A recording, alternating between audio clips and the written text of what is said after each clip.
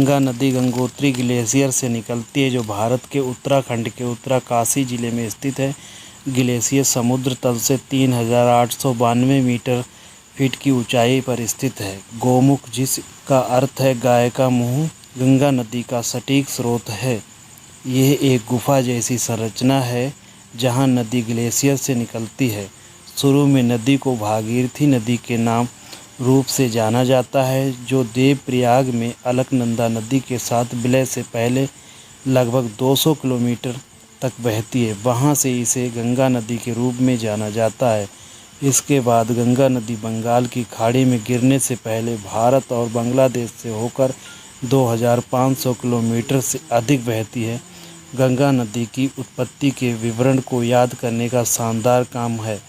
गंगा नदी मुख्य 3 चरणों से होकर बहती है। हिमालय चरण। गंगा नदी उत्तराखंड हिमालय में गंगोत्री ग्लेशियर से निकलती है और पहाड़ी इलाकों से होकर संकरी घाटियों से होकर बहती है। नंबर 2, मैदानी चरण। हिमालय से बाहर निकलने के बाद गंगा नदी इंडो गंगा के मैदानों में प्रवेश करती है, जहां एक विशाल उपजाऊ क्षेत्र से होकर बहती है, जो कृषि, उद्योग और शहरी केंद्रों को सहारा देती है। ये चरण उत्तर प्रदेश, बिहार और पश्चिम बंगाल के अधिकांश हिस्सों को कवर करता है। नंबर 3, डेल्टा चरण।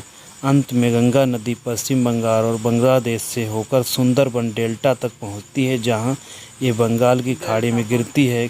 डेल्टा क्षेत्र की विशेषताएं वितरकाएँ, आर्द्रभूमि और मैंग्रोव वन है।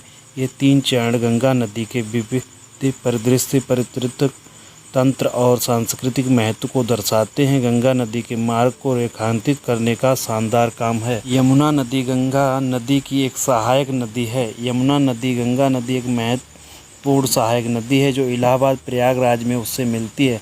हालांकि निम्नलिखित कथन गलत हैं। ब्रह्मपुत्र नदी गंगा नदी की एक सहायक नदी नहीं है। ब्रह्मपुत्र नदी गंगा नदी के समांतर बहती है और अलग से बंगाल की खाड़ी में गिरती है।